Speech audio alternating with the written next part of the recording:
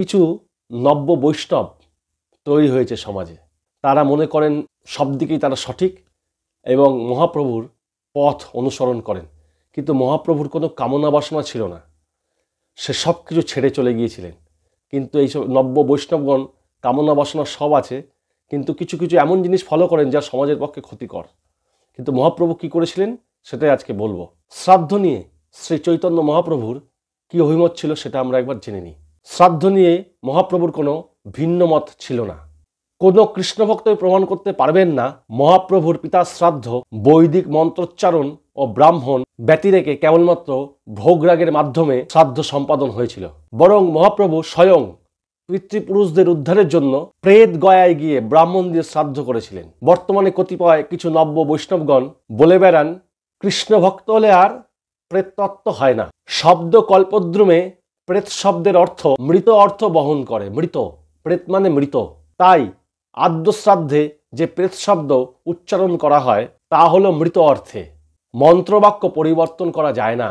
আদ্য শ্রাদ্ধতে সপিণ্ডীকরণ অবধি 1 বর্ষ কাল পর্যন্ত প্রেত শব্দ মন্ত্রবাক্যে উচ্চারণ করা হয়।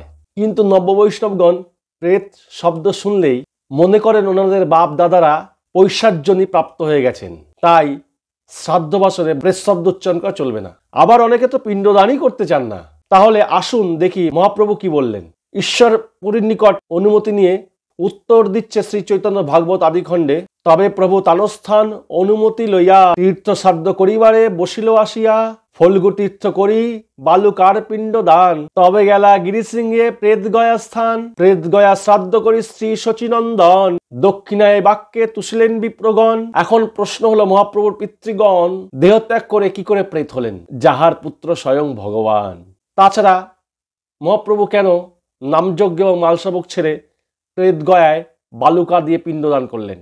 প্রেত গয়ায় সে শ্রাদ্ধ করতে বসলেন, বিপ্রগণকে দক্ষিণা দান করলেন এবং বালুকা দিয়ে পিণ্ডদান করলেন। একটাই কারণ, মহাপ্রভু শাস্ত্রবাক্যে অটুট ছিলেন, তাই তিনি শাস্ত্র মান্য করেই শ্রাদ্ধ করেছিলেন।